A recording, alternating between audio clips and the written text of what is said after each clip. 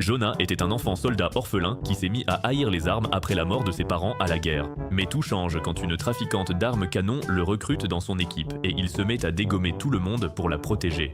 Tout commence lors d'une guerre où les parents de Jonah ont été tués par la bombe d'un avion de chasse Dernier Cri. Ce jour-là, Jonah a décidé qu'il détesterait à jamais les armes et tous ceux qui en font le commerce.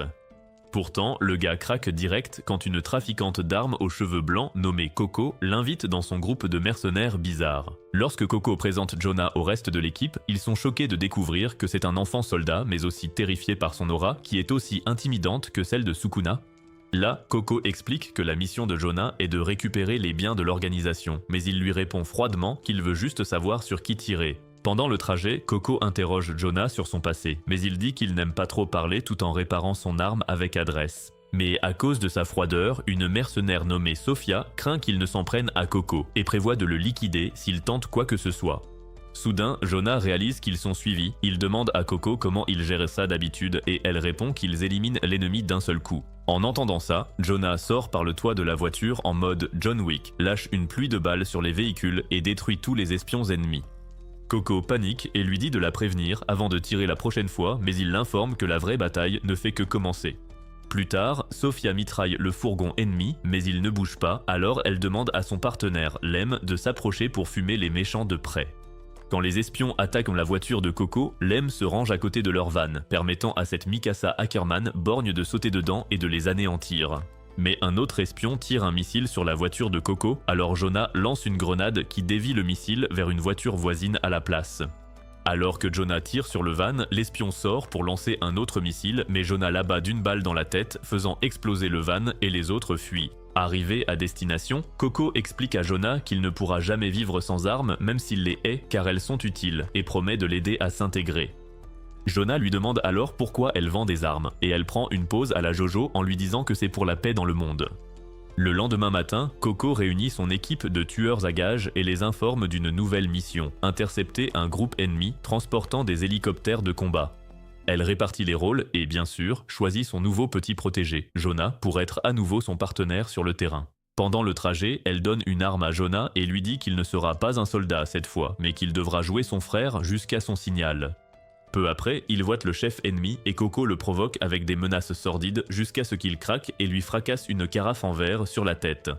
Jonah tente aussitôt de lui exploser les parties, mais Coco l'arrête et l'homme vide le chargeur avant de dire qu'il a des snipers partout autour.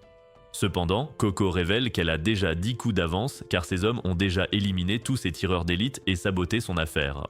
Alors qu'elle donne le signal à Jonah, il élimine le chef ennemi d'une balle dans la tête et elle le serre dans ses bras pour fêter ça.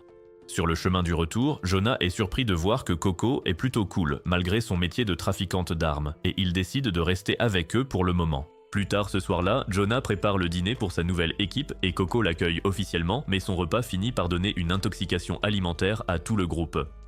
Plusieurs jours après, Coco s'énerve dans la voiture, car les systèmes de communication ne fonctionnent pas, et le génie de l'informatique devine que leurs ennemis brouillent les signaux.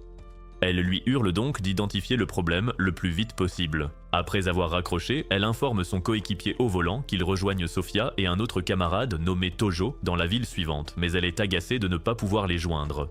Lem lui demande quoi faire, puisque le véhicule devant eux appartient à la police nationale, mais elle dit qu'ils ne doivent pas s'arrêter car leur voiture ne peut rien contre le camion titanesque qu'ils conduisent.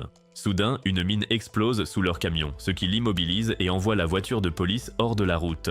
Malgré les avertissements de Sophia, Coco se précipite hors du véhicule pour voir les débris de près et Lem explique qu'elle n'a pas pu contacter leurs alliés car une guerre a éclaté et tous les sites de transmission de la zone ont été détruits.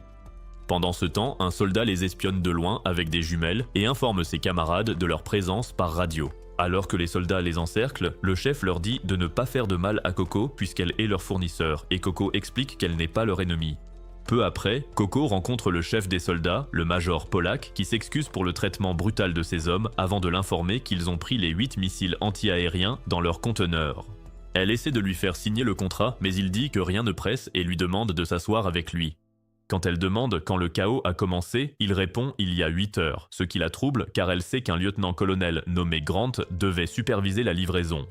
Polak explique que cela arrive souvent car c'est un métier où certains fuient quand les combats commencent et lui demande de faire comme s'il n'avait jamais été là. Alors que Coco boit sa canette de coca, elle regrette de s'être mise dans cette situation car Polak est un mordu de guerre qui voudra toujours plus d'armes jusqu'à ce que ce désir le consume. Comme prévu, le type tente d'ajouter des armes à la commande, mais leur discussion est interrompue par une fille étrange nommée Mildo qui appelle Coco, laquelle la reconnaît aussitôt comme une vieille connaissance ainsi que son partenaire, Lou. Tout en câlinant Coco, elle demande où est Sofia, mais Coco répond qu'elle travaille ailleurs, puis elle voit un gros homme en costume qu'elle reconnaît comme le président d'un énorme groupe anglais nommé Curie. Alors que Jonah est assis dans un coin, Mildo s'approche de lui et commence à rire du fait qu'ils aient embauché un gamin comme nouvelle recrue. Pendant ce temps, Coco retrouve Curie et Polak à table et quand elle demande ce que le commandant a commandé à Curie, il révèle qu'il s'agit d'un nouveau missile avec de nouveaux lanceurs appelés Stingers récupérés en Europe du Nord. Curie commence à se vanter d'être l'Elon Musk de la vente d'armes et Coco est tellement irritée qu'elle essaie de partir.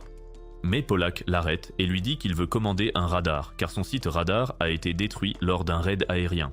En entendant cela, Curie secoue la tête tout en affirmant qu'une telle commande le dépasse. Mais quand Coco prétend ne pas en avoir, il dit qu'elle ment car elle est la fille du géant de la marine, Floyd. Il souligne ensuite que c'est elle qui dirige une partie du département des armes navales pour l'Europe et l'Afrique et affirme qu'il est impossible qu'elle ne puisse pas se procurer quelque chose d'aussi dérisoire qu'un radar. Cela fait réaliser à Coco que le vieux débris a l'intention de l'utiliser comme bouc émissaire, alors elle refuse catégoriquement l'offre tout en se moquant d'eux avec des danses Fortnite. Heureux cependant, Polak dit qu'il ne la laissera jamais partir et ses soldats l'entourent. Alors son garde du corps, Lutz, tente de riposter mais elle lui dit de se retirer. Elle souligne ensuite que Polak fait massacrer par l'infanterie de montagne tous les civils et journalistes qui s'enfuient par le col car il veut désespérément garder secrète la bataille pour le pipeline. Il admet qu'elle a raison et dit qu'il compte sur elle pour le radar avant de l'assurer que le paiement ne sera pas un problème.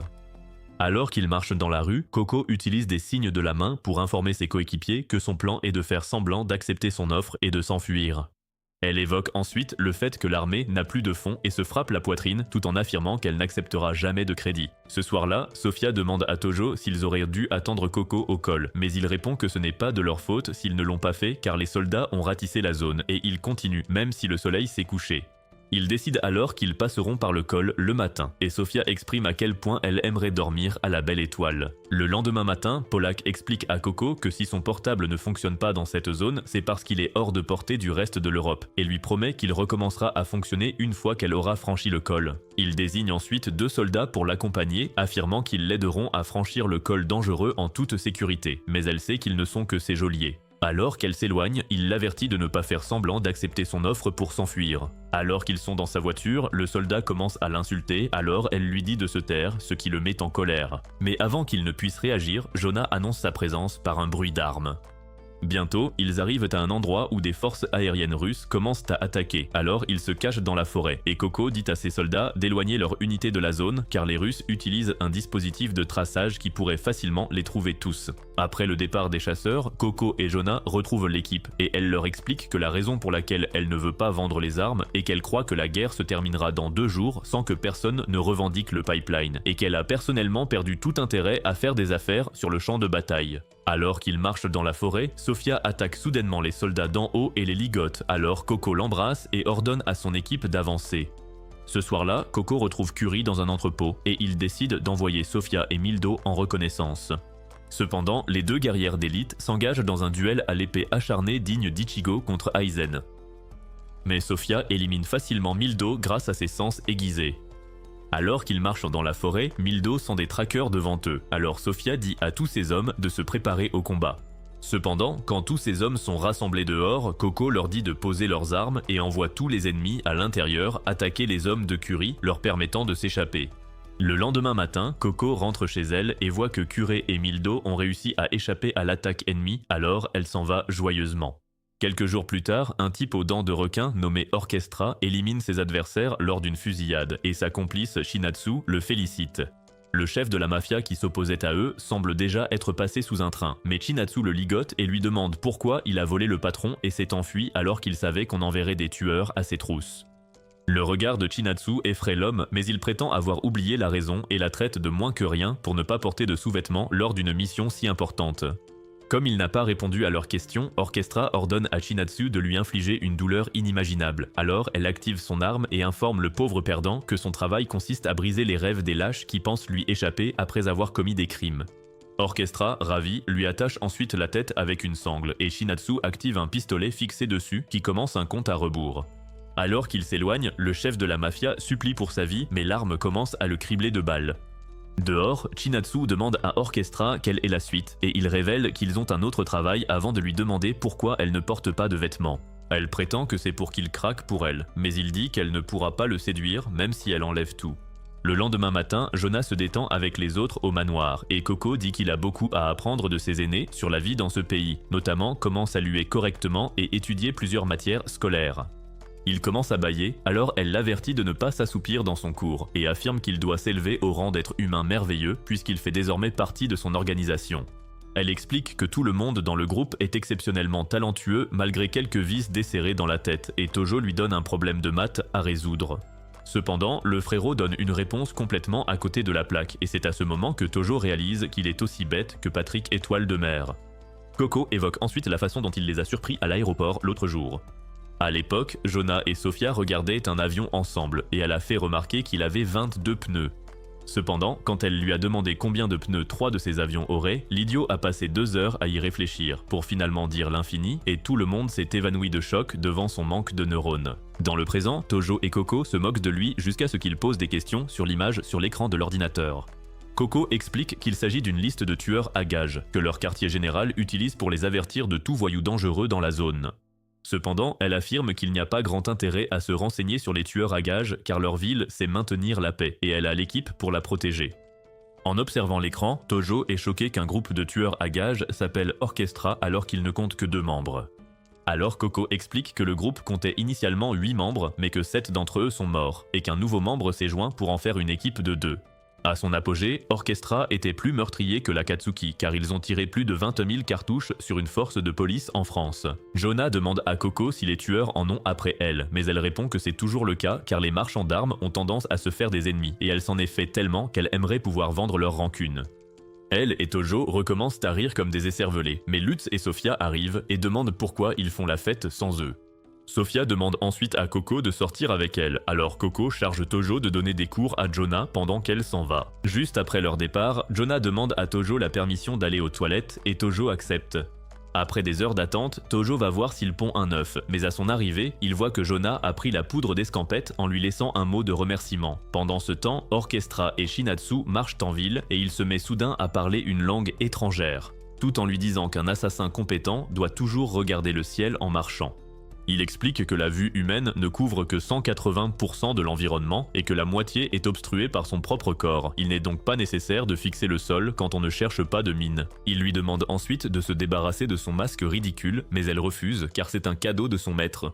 Quand elle aperçoit Jonah dans un coin, elle tombe immédiatement sous son charme. Mais quand elle essaie d'en parler à Orchestra, elle remarque qu'il a disparu. Orchestra lui dit de se taire car ils sont très proches de leur cible, mais ils ignorent que Jonah les espionne. Pendant ce temps, Coco admire une Rolex à travers une vitrine et Sophia propose de lui acheter pour prouver son amour, ce qui la fait sourire de joie. Soudain, Shinatsu saisit le bras de Coco et lui demande pourquoi elle vend encore des armes alors qu'elle sait que c'est dangereux. Mais Coco l'empoigne également, tout en lui disant qu'un simple assassin n'a aucun droit de lui demander ça. Elle appelle ensuite Shinatsu Orchestra tout en annonçant qu'elle ne leur dira que s'ils parviennent à l'éliminer et Shinatsu est surprise par la force de sa poigne.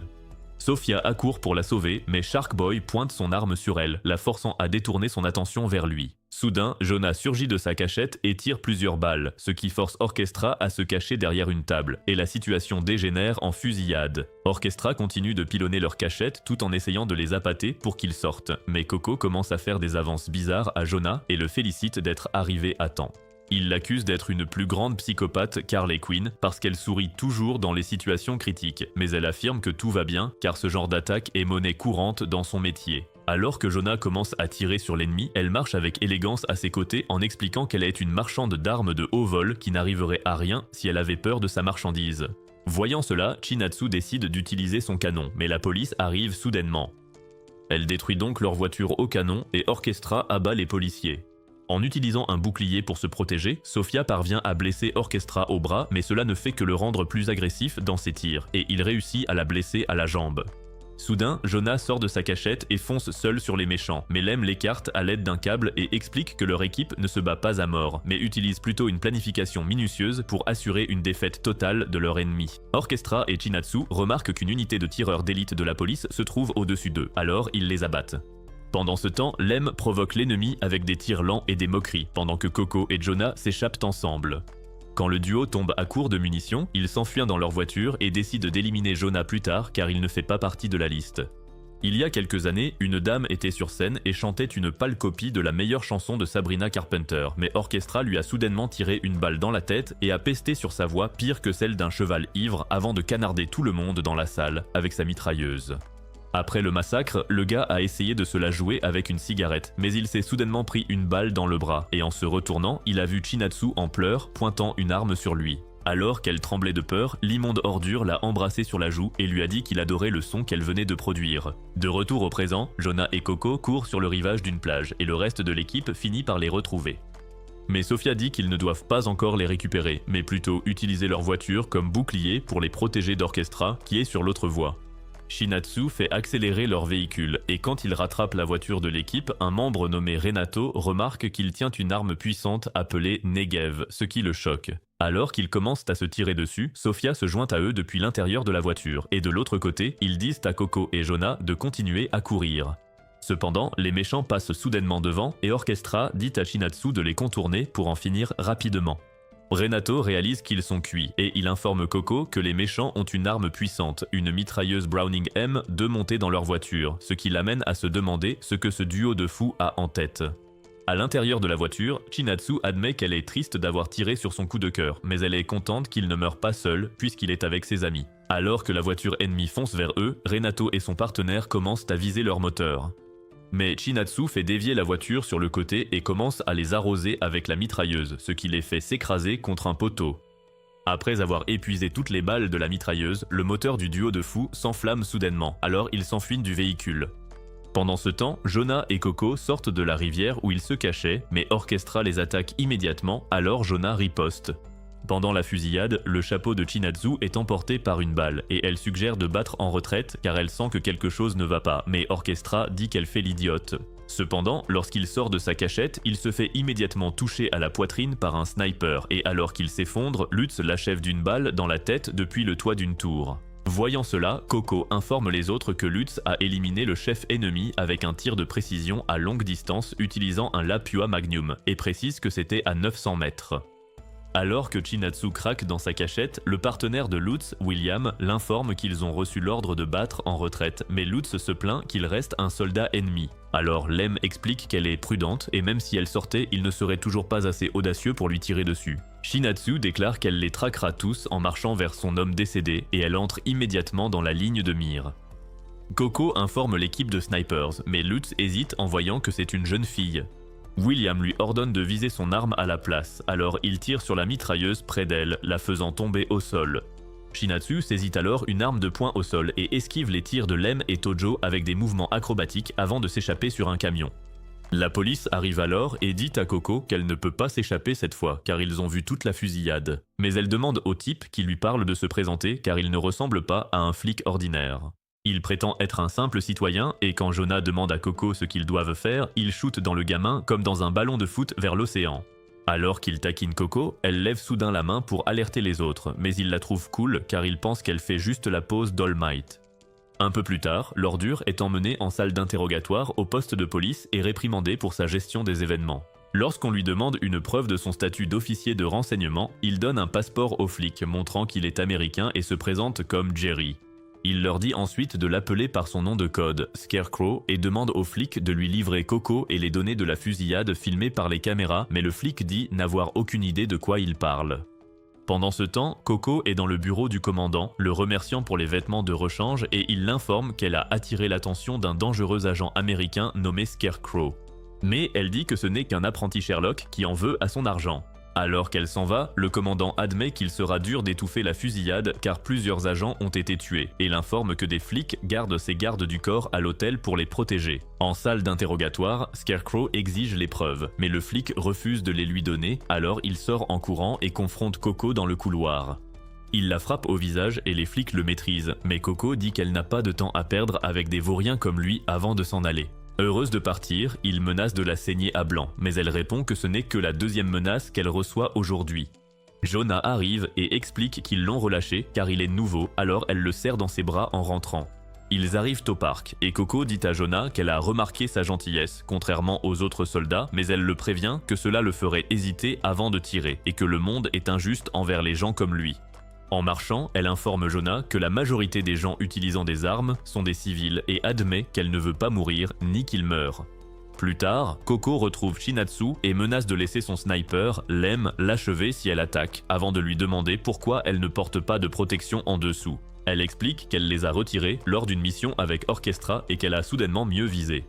Alors Coco confie son propre secret à Shinatsu et propose de la recruter dans l'équipe.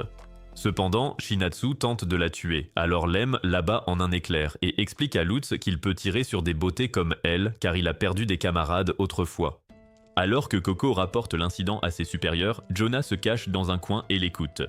Plusieurs jours après, l'équipe se détend sur un navire et Lutz s'entraîne au tir sur une cible flottante avec les autres gars. Pendant ce temps, Jonah pense à sa haine des armes et quand Coco arrive, il se demande pourquoi il a l'impression qu'elle l'envoûte dès qu'elle lui parle. Comme elle porte un chapeau ridicule, Jonah demande si elle va cultiver la terre, mais elle rappelle à l'idiot qu'ils sont en plein océan et explique qu'elle s'habille ainsi pour protéger sa peau du soleil. Valmet l'informe ensuite que le capitaine veut lui parler, alors elle dit au capitaine au téléphone que quelqu'un du quartier général apporte plus de cargaison. Soudain, son autre téléphone se met à sonner et elle décroche immédiatement. Elle sursaute de surprise. Après l'appel, Valmet demande ce qui ne va pas, alors elle panique et l'informe que son frère arrive sur le navire devant eux. Elle ordonne ensuite à William de cacher Jonah dans la chambre et de lui enseigner les langues. Alors qu'il se dirige vers la chambre, Jonah demande à William pourquoi Coco est soudainement en train de paniquer comme ça, mais il ajoute que tout ira bien, car cette fois, ils n'ont pas à se préparer pour le combat. Pendant ce temps, le frère de Coco, Casper, arrive avec une escouade de gardes armés, et Sophia souligne qu'il lui ressemble trait pour trait, bien qu'ils ne soient pas jumeaux. Pendant que les ouvriers chargent la cargaison, il demande à Coco si les missiles se vendront, mais elle dit que ce n'est pas un problème puisqu'elle a déjà reçu l'argent. Elle demande ensuite pourquoi il est en Afrique, alors il explique qu'il y travaille et rappelle qu'elle s'est fait attraper par le fou avide d'argent, Scarecrow. Il explique que les États-Unis tolèrent ces bêtises, car il est utile pour collecter des fonds pour leurs opérations, mais il la prévient qu'il est tenace, car c'est quelqu'un de persévérant qui la poursuivra jusqu'au bout du monde s'il le faut. Au même moment, William dit à Jonah d'écrire le mot « contradiction » 3 fois, et pendant qu'il le fait, William explique que le folklore peut exprimer des classiques et de la morale avec peu de personnages, et lui raconte une histoire intitulée « La pique et le bouclier », qui parle d'un marchand d'armes.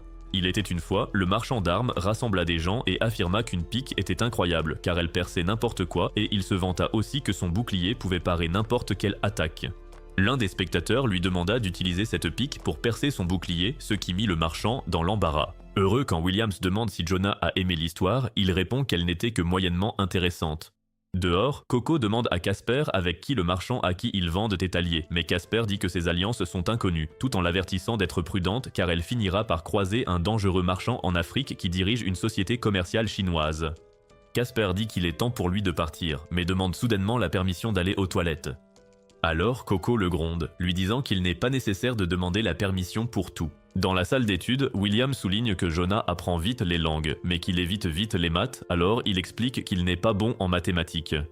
En entendant cela, William rit et admet que lui aussi n'était pas bon en maths, mais dit qu'il espère que Jonah apprendra bientôt à lire toutes sortes de livres car il y apprendra différentes choses.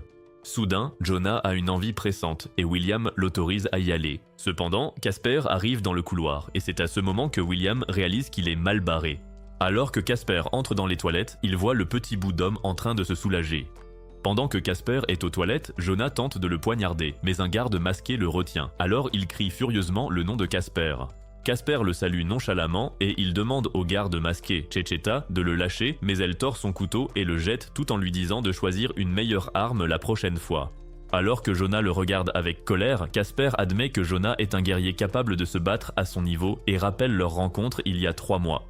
À l'époque, Jonah était dans un centre en Afrique où d'autres orphelins étaient formés à la guerre, et le commandant a demandé à son marchand d'organiser une rencontre avec Casper. Quand les soldats sont venus chercher des orphelins pour la guerre, Jonah a remarqué que l'homme responsable avait un regard dangereux, alors il a proposé d'y aller à leur place. Mais les soldats l'ont battu comme une piñata et ont emmené une fille nommée Maoka. Quelques jours plus tard, Jonah a appris que Maoka était morte et s'est mise à pleurer, car il regrettait de ne pas avoir été celui qui avait été choisi. Il savait qu'il l'avait forcée à traverser un champ de mines au lieu d'utiliser des soldats, et elle a fini par sauter. Plus tard, il a dit à un autre orphelin nommé Maurice de rassembler tous les autres dans leur base secrète et de ne sortir sous aucun prétexte, tout en récupérant secrètement des armes. Lorsqu'un soldat est venu vérifier ce qu'il en était, il l'a froidement abattu. Cela a bien sûr alerté tous les autres soldats, mais il a rapidement coupé l'alimentation électrique et a commencé à les descendre les uns après les autres. L'un des soldats l'a trouvé, mais il a esquivé ses balles et l'a éliminé avec une lame avant de jurer de venger Maoka. Alors que le commandant tentait d'appeler des renforts, l'homme malfaisant a voulu lui demander ce qu'il faisait, mais a remarqué qu'il avait déjà été tué par balle. Soudain, Jonah est apparu derrière lui avec une arme et lui a demandé qui il était, mais l'homme a prétendu n'être qu'un marchand d'armes et l'a supplié de l'épargner, lui promettant assez d'argent pour s'acheter une Ferrari s'il acceptait. Cependant, Jonah a dit qu'il n'avait pas besoin d'argent car il était là pour venger Maoka, puis il a abattu cette ordure. Il a ensuite dit à Maurice de s'occuper des autres et de sortir de la pièce, mais il s'est soudainement caché en sentant l'aura d'humain dangereux approcher. À ce moment-là, du gaz lacrymogène a envahi la pièce, le faisant tousser et une Checheta entièrement masquée est apparue et l'a mise à terre. Peu après, ils l'ont livré à Casper, qui s'est présenté comme un marchand d'armes avant de lui demander son identité. Comme Jonah refusait de répondre, Casper lui a demandé si la vengeance en valait la peine et l'a informé que lui et sa sœur étaient nés dans un conteneur et devaient changer d'identité fréquemment tout en voyageant ensemble à travers le monde. Il a ensuite affirmé que la mort du commandant jouait en fait en sa faveur. Son plan, depuis le début, n'était pas de leur vendre des armes, mais plutôt de les dissoudre en utilisant l'attrait de l'armement afin de créer une voie qui mènerait à la prospérité du pays. Ravi, cela a agacé Jonah, mais il l'a gardé enfermé dans un conteneur pendant des jours sans nourriture ni eau, le laissant réfléchir à tout cela. Des jours plus tard, Casper lui a dit qu'il avait tué ses parents, puisqu'il était celui qui avait vendu les armes aux hommes qui avaient ciblé leur village. Jonah est immédiatement entré dans une rage folle, mais il était trop faible pour riposter, alors Casper l'a engagé comme garde du corps professionnel pour sa sœur, Coco. Alors que le navire avance, Coco ordonne à tout le monde de se préparer au combat, mais les avertit de ne pas se laisser surprendre par l'ennemi avant d'être à portée de tir. Elle refuse de croire que l'ennemi approche seulement avec un petit bateau, alors elle demande à Tojo s'il n'y a pas quelque chose d'autre qui rôde par là. Il l'informe qu'il y a un autre bateau à 3 km derrière, et qu'ils arriveront dans 1 minute. En entendant cela, elle commence à s'énerver, affirmant que l'ennemi s'en prend à la mauvaise personne. Les gens sur le bateau annoncent qu'ils ne tueront personne si elle arrête son navire, mais Coco refuse immédiatement. Elle plonge ensuite son visage dans la poitrine de Sofia tout en la félicitant d'avoir trouvé l'ennemi rapidement et informe le reste de l'équipe qu'un hélicoptère ennemi approche. Tout en observant les véhicules ennemis, Jonah informe Coco qu'un petit bateau rapide les approche par l'arrière. Alors elle envoie l'un de ses hommes, nommé Hugo, s'en occuper et dit à Jonah de rester en retrait jusqu'à l'explosion. Elle explique que les ennemis prévoient de s'emparer de leur navire, mais elle n'a pas l'intention de laisser faire. Coco les informe ensuite qu'elle a en vue le deuxième véhicule ennemi, marqué comme Ennemi 2, et les avertit de faire attention aux tirs. Alors que l'hélicoptère approche, Mao apparaît soudainement devant lui avec sa propre mitrailleuse et ouvre le feu, et les méchants sur le bateau sont choqués qu'il soit capable de les attaquer. Cependant, ils remarquent une bombe juste à côté d'eux, et avant qu'ils ne puissent réagir, William l'allume, embrasant tout le bateau. Voyant cela, les soldats ennemis sur le hors-bord sont choqués, mais l'un d'eux, avec des jumelles, suggère de battre en retraite car il voit quelqu'un les viser depuis le bâbord avec un lance-missile. Malheureusement pour eux, Hugo tire le missile immédiatement et les détruit. Pendant ce temps, Jonah remarque l'un des méchants suspendu à une corde pour sauver sa vie, mais il hésite à lui faire sauter la cervelle car ce n'est qu'un garçon. Alors que l'hélicoptère endommagé passe devant Coco, elle dit à Lem d'achever les pirates. Alors il tire sur l'hélicoptère à plusieurs reprises jusqu'à ce qu'il explose. Peu après, Jonah montre au reste de l'équipe le jeune pirate qu'il a capturé et explique qu'il a dû lui infliger plusieurs prises à la John Cena pour le calmer car le garçon l'a frappé alors qu'il l'avait sauvé. Cela fait rire tout le monde et après avoir coupé les liens du garçon, Coco le fait sauter à la mer, l'informant qu'il y a une rive à proximité et lui lance une bouée pour qu'il puisse s'y rendre. Alors que le garçon s'éloigne à la nage, l'équipe traite Coco de cruelle pour plaisanter, mais elle dit qu'elle est particulièrement gentille ce jour-là et annonce qu'ils arriveront bientôt au port d'Afrique du Sud.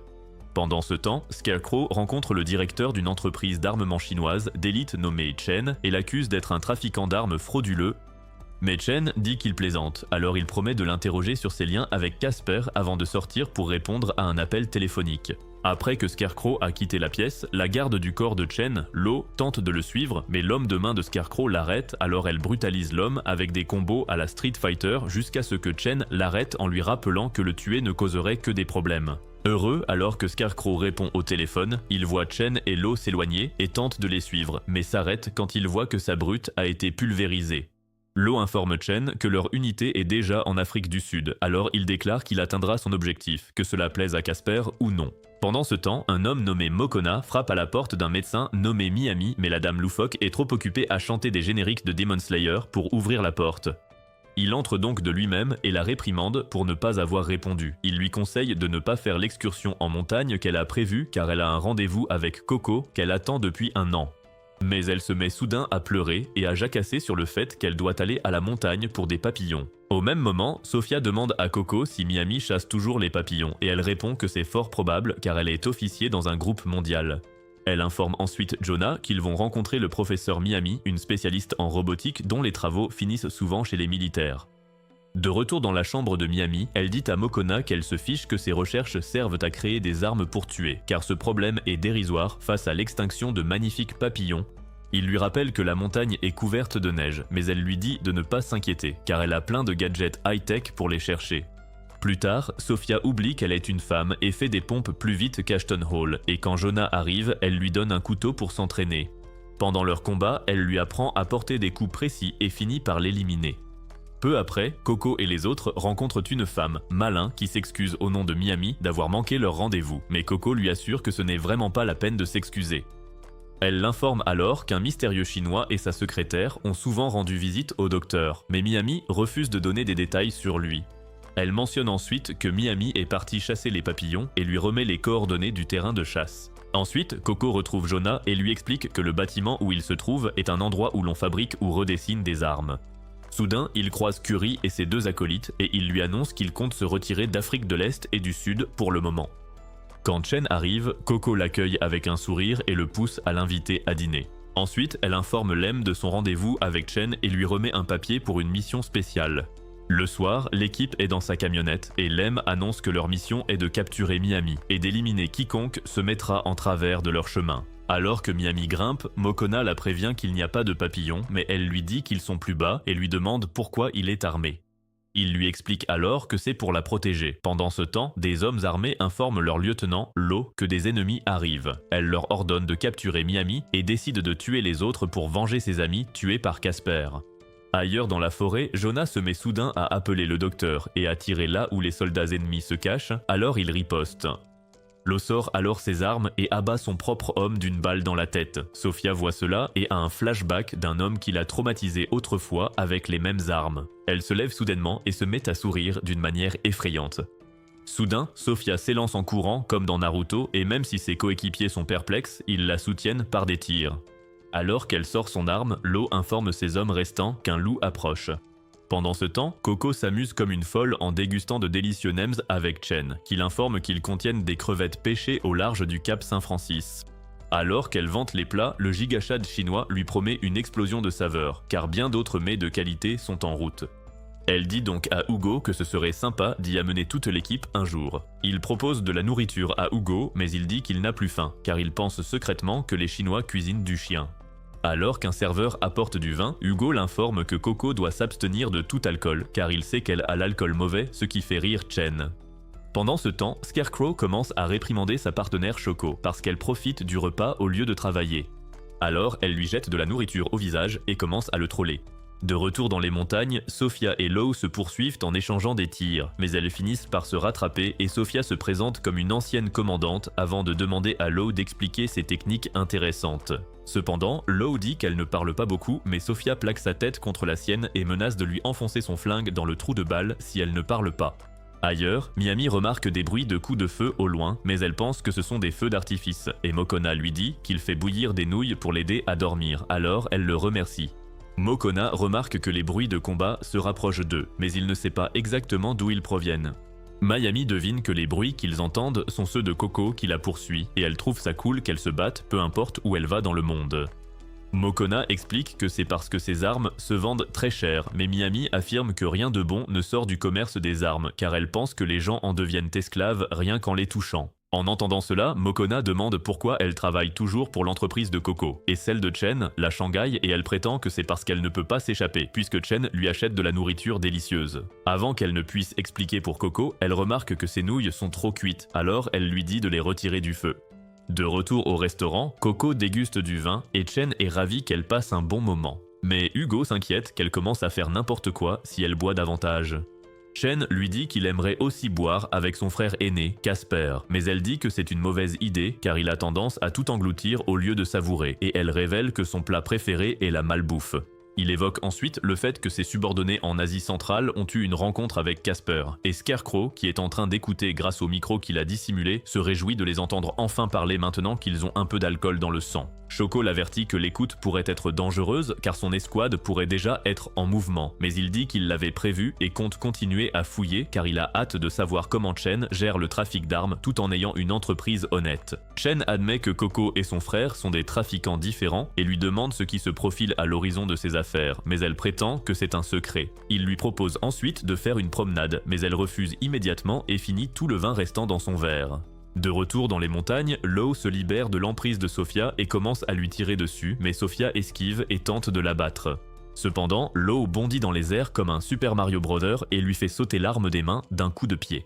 Ravie, alors que Law recharge son arme, Sophia souligne que ses mouvements sont exactement comme ceux de l'homme qui a anéanti son unité, mais Law dit qu'elle se moque de ce qu'elle ressent. Alors que les autres observent la bataille, l'un des ennemis parvient à toucher Lutz en plein dans le fessier. Alors, Renato lui dit de se concentrer davantage pour ne pas se faire dépuceler par une balle ou un missile.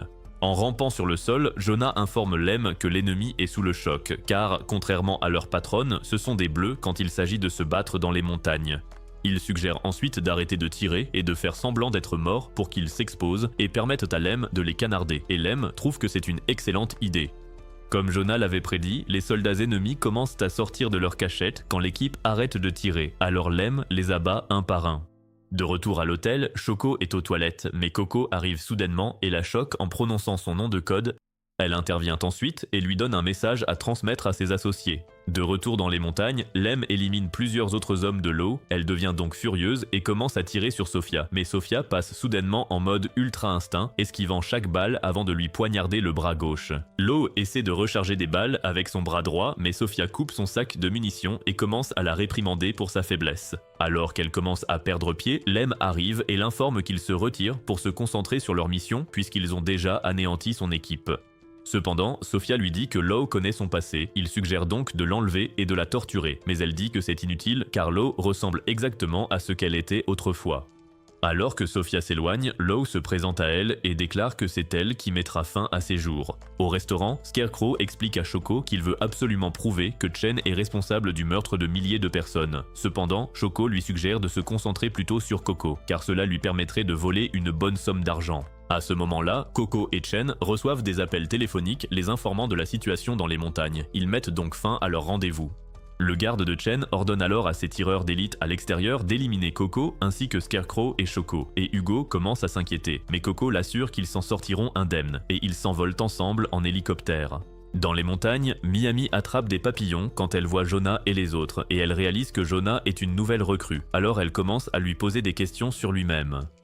Un peu plus tard, l'équipe quitte l'Afrique ensemble et arrive en Angleterre. Là-bas, Jonah essaie d'entrer dans l'aéroport, mais les détecteurs de métaux sonnent, alors Coco et les autres expliquent aux autorités qu'il a une balle en lui suite à une blessure de guerre. Alors qu'ils avancent, Lem demande pourquoi il ne retire pas la balle par chirurgie. Il explique alors qu'il a peur des piqûres à l'hôpital, ce qui fait que tout le monde s'évanouit d'incrédulité. Plusieurs jours plus tard, l'équipe se réunit dans un centre d'entraînement où Sophia donne à Lutz un pistolet à gaz haute pression qui tire des billes de peinture et l'informe que les balles font mal, mais il dit qu'il le sait déjà. Quand il demande s'il s'entraîne avec, elle confirme avec colère tout en rappelant le fait qu'il a été touché par des tirs ennemis lors de la dernière bataille. Lem explique qu'il doit se battre pour un drapeau avec Jonah dans les montagnes, et celui qui s'empare du drapeau en premier gagne, mais Jonah refuse car il ne veut pas blesser Lutz. Cependant, Coco rend l'offre plus alléchante en promettant de lui donner 15 points chaque fois qu'il touche Lutz et 30 points s'il récupère le drapeau en premier. Elle propose ensuite joyeusement de lui donner un ticket repas spécial pour chaque tranche de 50 points gagnés, mais le cerveau de l'idiot commence à dysfonctionner car les calculs sont trop compliqués pour lui. Voyant cela, Lem rappelle à Jonah que tout le monde respecte ses talents de tireur et dit qu'il n'a qu'à traverser habilement les montagnes.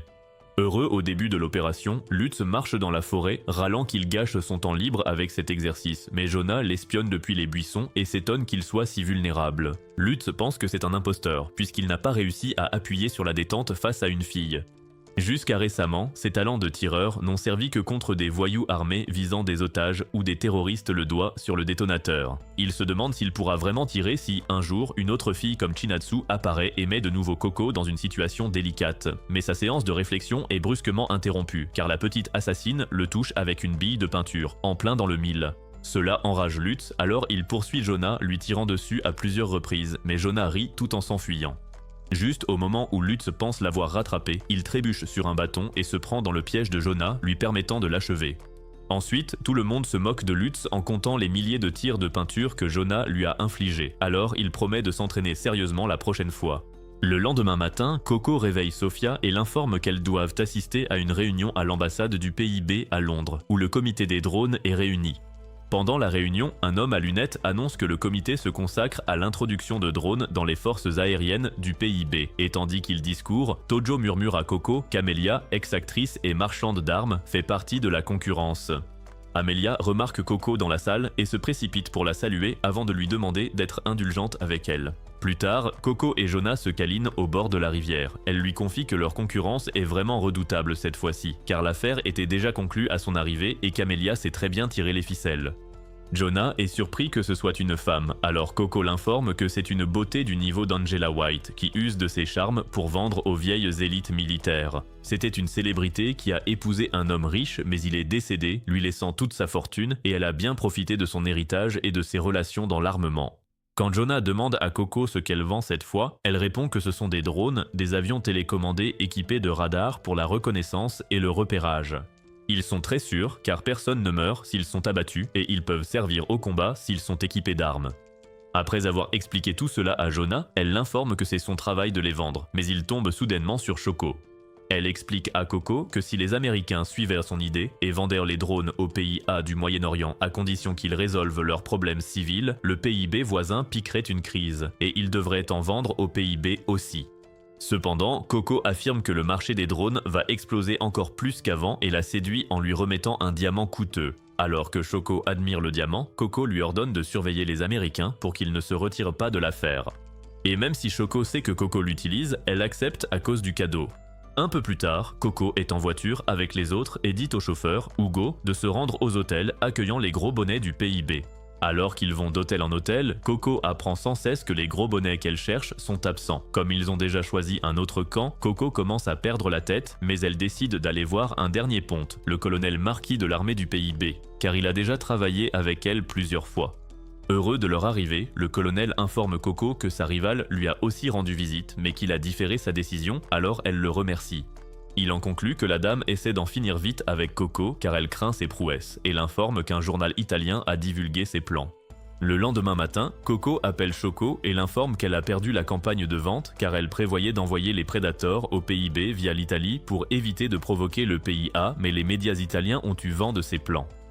Pendant qu'Amelia et ses sbires écoutent, Coco prétend qu'elle et son groupe vont se retirer du jeu, alors Amelia sourit et dit à son garde qu'elle sait que Coco ment lors de ses appels téléphoniques qu'ils écoutent depuis quelques jours.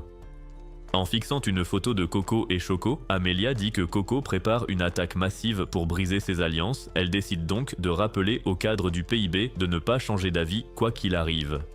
Plus tard, Lutz arrive dans la chambre de Coco, accompagné de William, et l'informe que le PIS a abandonné la campagne que l'Amérique visait avec une idée similaire à la sienne.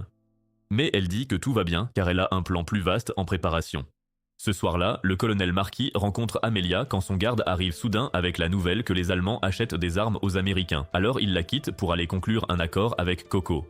Alors qu'Amelia se dirige vers la porte, un autre de ses associés l'informe que Coco rachète tout son stock, elle appelle donc Coco pour organiser une rencontre avec elle. Ils arrivent bientôt sur le lieu de rendez-vous, et Lutz prend une position de tireur d'élite, tandis que Coco révèle qu'elle a percé les mensonges d'Amelia dès le début, car l'actrice ne connaît pas vraiment les marchandises qu'elle vend. Amelia dit qu'elle se retirera de la campagne de vente, et pendant qu'elles discutent affaires, Sophia attaque l'espion d'Amelia, et Coco donne à ses hommes le signal de détruire les armes des tireurs d'élite ennemis. Une fois cela fait, Coco assure à Amelia que ses hommes ne sont pas morts et lui offre 5% des parts avant de partir dans sa voiture. Quelques jours plus tard, Jonah est en train de s'amuser à la plage avec les autres et il remarque que Coco sourit tout le temps pour cacher ce qu'elle ressent vraiment au fond d'elle. Alors qu'il lui tend une batterie, elle le remercie et l'insère dans son ordinateur, mais il sent qu'elle dévale une pente à toute allure de façon précaire. Elle lui dit ensuite de continuer à jouer avec les autres et promet de le rejoindre quand elle aura fini, alors Jonah continue son match de lutte aquatique avec William. Alors que William le lance en l'air, il atterrit dans une autre partie de l'eau où Lutz et Renato se détendent, il décide donc d'en faire le nouveau ballon de plage. Voyant cela, Coco sourit et dit que Jonah est mignon, mais quand Sofia l'appelle pour les rejoindre, elle dit qu'elle a encore du travail. Hugo lance ensuite Jonah très haut dans le ciel, d'où il a une vue imprenable sur les pommes rebondissantes de Coco. Peu après, Tojo commence à jacasser sur le fait que Sofia a des atouts aussi gros que des gâteaux Victoria, mais Lutz le prévient qu'elle leur arrachera les yeux si elle les surprend à la reluquer. Cependant, Tojo nage en avant tout en complotant pour utiliser ses meilleures tactiques de séduction sur elle, mais il voit que Renato les a déjà devancés. Renato commence soudainement à lui masser les épaules, et il tente l'un des coups classiques du manuel du puceau en touchant l'un de ses atouts tout en prétendant que c'est un accident. Mais Sofia passe en mode furie et l'envoie valser avec un coup de pied à la Liu Kang tout en lui disant que ses melons ne sont réservés qu'à Coco. Les autres sbires remarquent qu'il est complètement KO, alors ils commencent à paniquer et à demander un médecin. Pendant ce temps, Jonah nage dans une autre partie du bassin, mais Coco l'avertit qu'il pourrait dériver jusqu'en Italie à ce rythme, et c'est là qu'il réalise qu'il s'est éloigné des autres. Ravie, elle lui conseille de ne pas sous-estimer l'océan et commence à nager sous lui tout en lui disant qu'il lui appartient. Ce soir-là, Jonah étudie, mais son ventre commence à gargouiller. Alors son tuteur, Mao, lui dit de tenir encore 30 minutes car le repas vient après les sciences. Méo mentionne ensuite que ses enfants s'endorment s'ils mangent juste après avoir joué, et Jonah est surpris qu'il ait une famille. Alors il informe Jonah qu'il a une femme, une fille et un fils au pays. En montrant une photo d'eux à Jonah, il lui dit qu'ils sont plus jeunes que lui et il sourit parce qu'ils ont l'air tout aussi laids que Mao. Cependant, quand il mentionne qu'ils ressemblent plus à leur mère, Mao s'effondre de choc et lui dit qu'il est le seul de l'unité à avoir une famille puisque Lem a été marié et a divorcé plus souvent que Larry King. Jonah est surpris que Lem ait autant de succès malgré son allure d'ogre décérébré, mais Mao dit que c'est en fait la même femme dont il divorce sans cesse, et cette dame n'est autre que Checheta, car ils servaient tous deux de garde pour le père de Coco, Floyd. Cela surprend Jonah, alors Mao lui dit que tous les 10 ont leur propre passé unique et lui promet qu'il le verra par lui-même en temps voulu. Il essaie ensuite de continuer le cours, mais Jonah change de sujet en lui demandant quel genre de soldat il était. Alors il révèle qu'il n'était qu'un soldat ordinaire et non une élite comme Lem. Il appartenait à l'unité d'artillerie et tirait avec des canons si gros que Jonah pourrait y mettre sa tête, mais heureusement, son pays est en paix, donc il ne les utilise que lors d'exercices et non au combat. Jonah affirme qu'il a de la chance, et il admet que c'était le cas, mais souligne que les soldats peuvent même mourir lors d'exercices, et il l'a vécu directement quand son camarade est mort lors d'un accident, ce qui a mené à sa démobilisation. Alors qu'il errait en Asie, Coco est apparu, et l'a gentiment embauché, et il est trop gêné pour dire à sa famille qu'il est maintenant garde du corps, alors il leur ment en disant qu'il a été recruté pour rejoindre la Ligue des Justiciers. Au passage, il informe Jonah que travailler pour Coco paye 3 fois plus que de travailler pour l'armée. Peu après avoir rejoint l'unité, il a parlé à Coco des mensonges qu'il raconte à sa famille, et elle lui a dit que c'était une bonne chose car leur travail est en fait maléfique avant de lui conseiller d'être fier de ses camarades. À ce moment-là, le téléphone sonne, et quand il décroche, Coco l'informe que c'est l'heure du dîner, ce qui lui fait réaliser que Jonah le faisait parler pour gagner du temps. Plus tard dans la nuit, l'équipe se réunit dans la salle de réunion et Coco leur remet à tous un document qu'elle appelle « livraison aérienne ». Alors Lem se plaint qu'il n'a jamais été doué pour faire voler des trucs. Entendant cela, Coco lui conseille de repousser ses limites et leur promet que le vol à venir n'est pas une perte de temps. Alors que l'avion s'apprête à partir, les supérieurs de Coco l'informent qu'ils transporteront un groupe de médecins super importants en plus de leur cargaison d'origine. Mais cela l'énerve, alors elle raccroche et commence à péter un plomb. Ensuite, elle rencontre un homme nommé Rivière, qui la remercie de les transporter, mais elle l'informe, lui et les autres médecins, qu'ils seront traités comme du fret plutôt que comme des passagers. Les médecins disent que ça leur va, alors Rivière leur ordonne de se préparer pour le voyage. Alors que les médecins partent, l'équipage commence à s'amuser, alors Coco leur crie d'avancer eux aussi. Pendant que l'avion décolle, Jonah admire la vue par le hublot, mais une dame nommée Maggie commence à discuter avec lui. Dans la salle de contrôle, Coco est ravie que tout se passe bien et elle appelle Jonah pour qu'il vienne la voir. À son arrivée, elle lui offre une vue encore plus impressionnante du monde en bas et il est complètement fasciné. Pendant ce temps, Rivière raconte aux autres l'histoire d'un homme nommé Baldrag. C'est le chef d'une milice connue sous le nom des Dragons des Balkans et il est l'auteur de plusieurs crimes atroces. Rivière prévient les médecins que ça pourrait mal tourner s'ils se montrent, mais il leur conseille de rester forts et de se concentrer sur leur mission de sauver des vies. Peu après, l'avion atterrit à la base militaire et Coco dit à Mao qu'ils partiront dès l'affaire conclue car elle sent de mauvaises ondes ici. C'est alors que le général Baldrag arrive et lui demande de faire sortir tous les médecins qu'elle transporte secrètement. Mais Coco répond qu'elle n'a aucune cargaison à lui montrer puisqu'il est un étranger et non son client. Soudain, les soldats entourent Coco avec leurs armes et Baldrag dit qu'il exécutera les médecins devant la caméra, alors elle le prévient de ne rien faire d'irréfléchi. Voyant cela, Rivière sort de l'avion et explique à Baldrag que c'est lui qui a obligé Coco à l'amener ici. Mais Baldrag lui tire dans le bras. Il le traite d'ennemi pour soigner les gens sur qui il tire. Mais quand il tente de l'achever, Lem l'arrête et assomme l'un de ses gardes. Quand Lem demande à Coco quoi faire ensuite, elle ordonne à son équipe d'anéantir la milice des dragons des Balkans et ils ouvrent le feu. Tous les membres de l'équipe commencent à abattre des gens de tous les côtés et Maggie remarque la fusillade dehors, alors elle commence à paniquer. C'est alors que le Rambo miniature, en personne, Jonah, arrive avec une grosse arme et commence à canarder l'ennemi lui aussi. Toute l'équipe se déplace comme des joueurs de Call of Duty sous stéroïdes, tirant un barrage de balles qui élimine de nombreux soldats et force Baldrag à se cacher derrière une voiture. Alors que la bataille fait rage, le capitaine de l'armée ordonne à ses subordonnés de rester à l'intérieur et supplie Coco d'arrêter ses hommes, mais elle ne lui répond pas.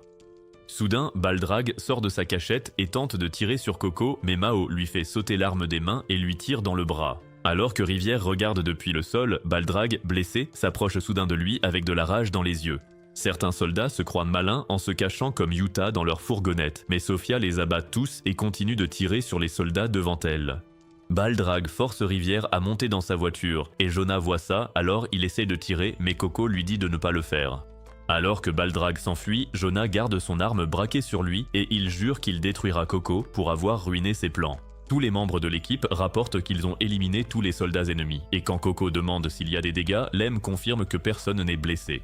Jonah finit par baisser son arme et il voit la caméra de Baldrag toujours active au sol, alors il s'approche et la détruit. Peu après, le capitaine de l'armée, John, commence à paniquer à cause du désordre que Coco a mis sur sa base, alors elle explique que les choses se seraient passées autrement si Baldrag avait agi normalement.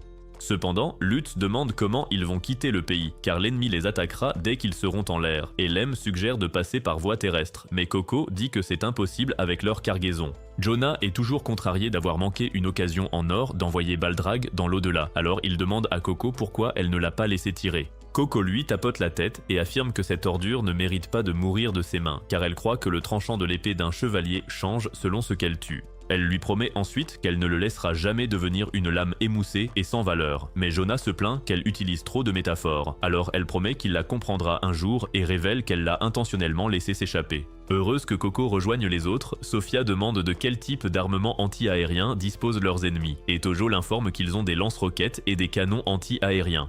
En entendant cela, Lutz suggère d'utiliser des leurres, mais Renato dit que c'est une idée stupide car ils resteraient des cibles faciles après les avoir tirés. Meo suggère alors d'utiliser de gros canons sur le terrain pour détruire leur rampe de lancement de missiles, et Coco décide de suivre son plan. Elle propose ensuite au capitaine 5 bitcoins pour utiliser les canons de campagne et promet d'être partie dans les 10 prochaines minutes, il accepte donc de les lui laisser. Sans perdre de temps, elle ordonne à Hugo d'organiser les pilotes et commande aux autres de suivre les instructions de Mao tout en l'aidant à installer les canons. Pendant que Mao et les autres installent les canons, Coco entre dans l'avion et informe Maggie que le médecin-chef, Rivière, a été abattu et kidnappé. Elle s'excuse, mais Coco dit qu'il n'y a pas de quoi s'excuser puisque Baldrag et elle sont les vraies anomalies, puis elle tend un casque à Yahiro pour se protéger du chaos qui va suivre. Pendant ce temps, l'imbécile de Baldrag ordonne à ses hommes d'abattre l'avion de Coco dès son décollage et menace de les torturer en les forçant à regarder Boruto en boucle s'ils échouent.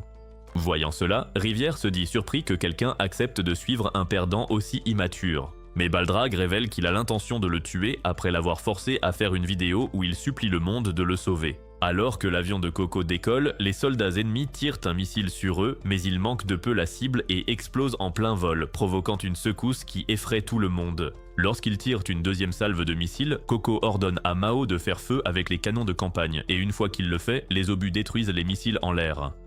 Elle lui ordonne ensuite de ne pas laisser l'ennemi tirer à nouveau, alors il dit aux autres de se boucher les oreilles et tire un missile, qui explose en l'air et élimine l'ennemi. Alors que tout le monde célèbre, Coco loue les compétences de Mao, mais les avertit de ne pas baisser leur garde. Elle appelle ensuite Scarecrow et l'informe qu'elle a trouvé Baldrag, ce qui le réjouit car il sait que la récompense pour sa capture est importante. Lorsqu'il demande où il se trouve, Coco dit qu'elle ne le lui dira que pour 5 millions de dollars et une fois qu'il refuse, elle raccroche. Ensuite, elle appelle Choco et lui propose le même marché et elle accepte immédiatement l'offre. Ce soir-là, Coco et les autres font atterrir l'avion au camp de réfugiés et Maggie la remercie au nom de tous. Cependant, Coco dit que leur travail est incomplet car la mission consistait à transporter les 10 médecins là-bas et elle lui promet qu'ils ramèneront Rivière. Peu après, le quartier général l'informe qu'ils ont suivi les mouvements de Baldrag et lui assure que la prime pour le programme Baldrag lui revient. Il révèle ensuite que Scarecrow vient de demander la mobilisation des Marines américains, alors elle dit à Lem que la chasse est ouverte. Lem choisit William et Mao comme partenaires de chasse et ils partent ensemble. Peu après, les forces de Baldrag arrivent là où les 3 chasseurs se cachent. Lem active alors des bombes qui éjectent les voitures de la piste permettant aux 2 autres de les abattre. Pendant que Baldrag et ses gardes tentent de comprendre, Lem abat les gardes et informe Coco qu'il a capturé Baldrag et le médecin-chef. Lorsqu'elle l'annonce aux autres médecins, ils fêtent ça et Scarecrow l'appelle, furieux, pour la supplier de conclure le marché de 5 millions de dollars. Après son accord, il raccroche et jure de l'enfermer un jour avant d'envoyer ses forces récupérer Baldrag. Ravi, quelques jours plus tard, Coco réunit le groupe pour les informer qu'ils vont vendre 3 camions d'armes à la mafia locale. D'habitude, elle refuserait un contrat si peu rentable, mais une grosse vente de missiles est prévue dans une semaine. Elle révèle ensuite que leur mission est de garder la cargaison et le lieu de transaction, et les prévient de ne pas provoquer les clients car ils sont nerveux. Cependant, elle remarque que Sofia est distraite, alors elle bondit devant elle et lui demande ce qu'il se passe. Sofia s'excuse d'être ailleurs, mais elle repense encore à son passé dans l'armée, quand ses camarades ont été anéantis sous ses yeux par un genre de Jason Statham au rabais. Cette nuit-là, elle saute du lit après ce cauchemar et saisit sa dague. Il y a plusieurs années, Sofia est rentrée chez elle après avoir perdu tous ses camarades, hantés par leur mort alors qu'elle travaillait pour la commission d'enquête. Cependant, Coco est apparue un jour à son bureau et l'a encensée pour avoir atteint un haut grade militaire malgré son jeune âge. Mais Sofia se demandait comment elle l'avait trouvé et connaissait tous ces détails. Coco a ensuite fait remarquer que son grand-père avait combattu et survécu à la guerre d'hiver ainsi qu'à la guerre de continuation en tant que lieutenant général, et que le reste de sa famille était également composé de militaires de haut rang. Sofia a donc demandé qui elle était. Au lieu de répondre, Coco a évoqué toutes les promesses d'une vie agréable faites par les parents de Sofia avant de lui proposer de la rejoindre, affirmant qu'elle découvrirait tous les secrets du monde. Dans le présent, Sofia prend un bain, s'habille et salue Coco avant de partir. Pendant ce temps, des toxicomanes armés, menés par un certain Dominique, massacrent des gens dans un immeuble tout en se vantant du nombre de victimes qu'ils ont faites. En sortant, Dominique dit à sa compagne, Liliane, de le suivre et avertit son camarade, Greg, d'arrêter d'achever ses victimes. Quelques minutes plus tard, ils s'enfuient en voiture. Dominique se plaint qu'ils ne toucheront rien avant d'avoir éliminé le politicien lié au gang massacré et informe les autres que leur prochaine cible est un trafiquant d'armes à Alexandrie. Le lendemain matin, Coco se réveille et cherche Sofia, mais elle est introuvable. Pendant ce temps, Sofia descend d'un bus dans une contrée lointaine et suit une carte, mais Jonah arrive soudainement et lui demande si elle est arrivée à destination. De retour à leur base, Lem et sa patronne se retrouvent au balcon. Ils mentionnent la disparition de Sofia, mais elle affirme que leur travail continuera malgré tout et lui rappelle qu'il doit gérer les autres membres. Quand elle demande où est Jonah, on lui dit qu'il a disparu. Elle pète les plombs et les terrasse tous d'un coup de pied sauté. Pendant ce temps, Sofia supplie Jonah de retourner auprès de Coco et des autres, mais il refuse. Elle le frappe alors et lui dit que c'est pour son bien. Cependant, Jonah affirme qu'il est venu car il pensait que c'était le mieux pour Coco, expliquant qu'elle ne s'en remettrait pas si Sofia ne revenait jamais. Il lui demande ensuite si elle compte se venger des types d'Afrique du Sud, et note qu'elle a fait enquêter Choco sur leur chef sans prévenir Coco. Après qu'elle a admis qu'il avait raison, il propose de l'aider. Elle le caresse alors en s'excusant de l'avoir frappé plus tôt.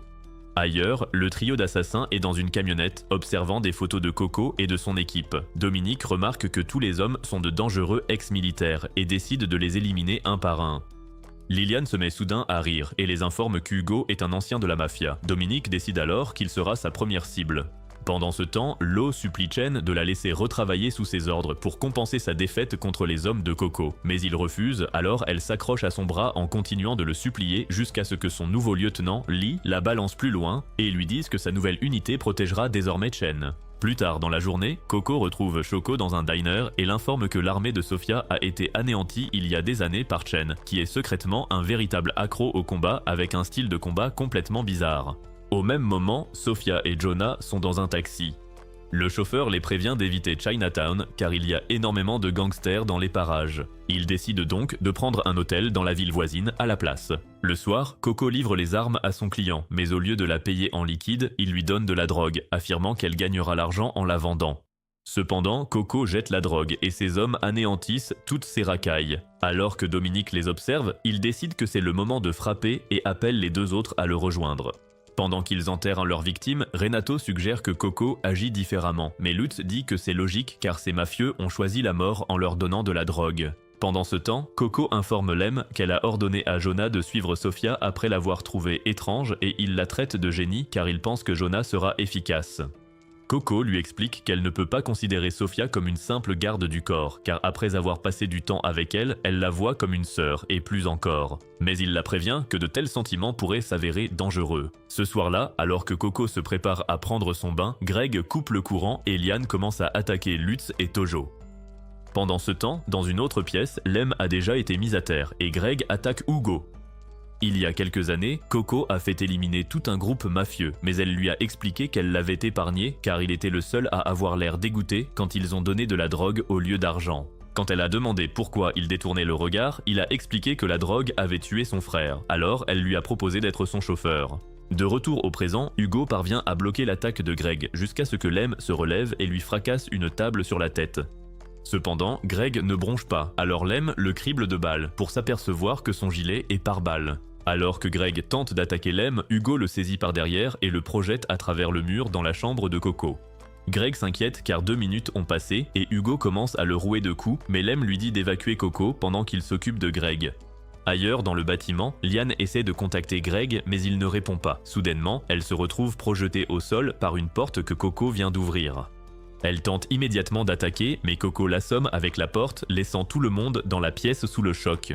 Alors qu'Hugo emmène Coco, Dominique les poursuit. Hugo demande s'il doit le semer et se rendre à la planque. Cependant, Coco dit que c'est une mauvaise idée car cela révélerait l'emplacement et elle lui ordonne de foncer sur la route, un tout en préparant son arme.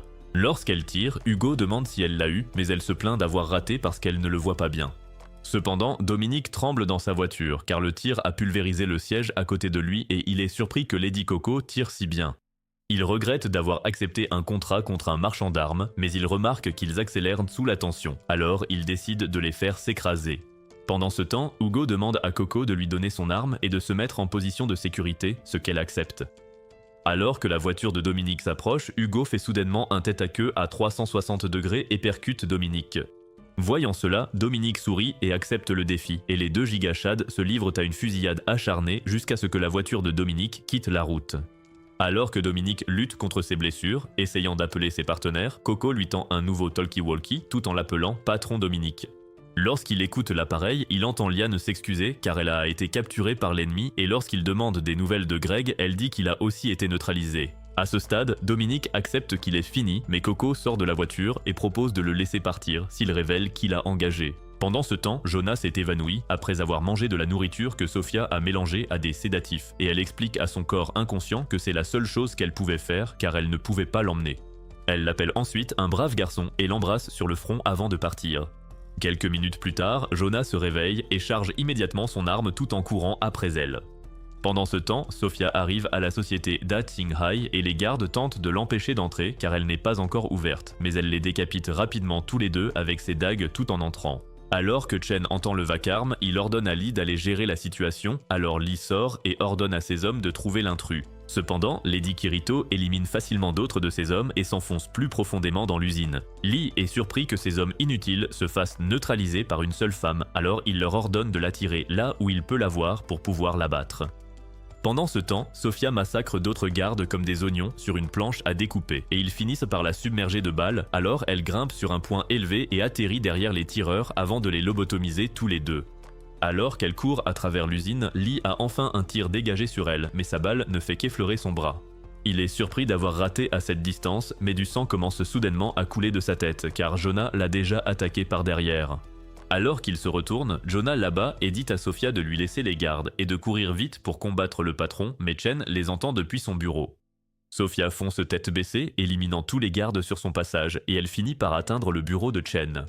Alors que Sophia le confronte sur le passé, il admet qu'il n'a pas réussi à l'achever lors de leur dernière rencontre, mais la traite de lâche pour s'être caché sous le cadavre de son camarade. Elle le défie alors hardiment en duel, alors il prend ses lames pistolet et commence à tirer sur elle. Quelques minutes plus tard, Lo arrive à l'usine et voit que Chen a été anéanti dans son bureau, ce qui la fait pleurer et jurer qu'elle ne laissera pas Sophia s'échapper. Alors que Sophia et Jonah marchent dans la rue, Lo arrive soudainement et commence à tirer des balles sur eux, alors Sophia utilise son corps comme bouclier pour protéger Jonah. Après que Sophia a perdu connaissance, Lo pleure en disant qu'elle en a assez du monde, alors Jonah l'envoie dans l'au-delà avec 2 coups de son arme. Le lendemain, Sophia se réveille dans un lit d'hôpital et Coco l'informe que le traitement d'urgence de Jonah est ce qui lui a sauvé la vie. Elle révèle ensuite que Lo a disparu après s'être réveillée de manière surprenante et lui tend une dague tout en s'éloignant. Un peu plus tard, Coco marche avec Jonah tout en lui racontant l'attaque d'assassins à laquelle elle a survécu pendant son absence, et elle le félicite pour avoir réussi sa mission. Cela nous amène à la fin de la vidéo. Sophia finira-t-elle par abattre Lo? Dites-le nous dans les commentaires ci-dessous. Et si vous voulez plus de récapitulatifs d'animes comme ceci, abonnez-vous à la chaîne et regardez cette vidéo à l'écran.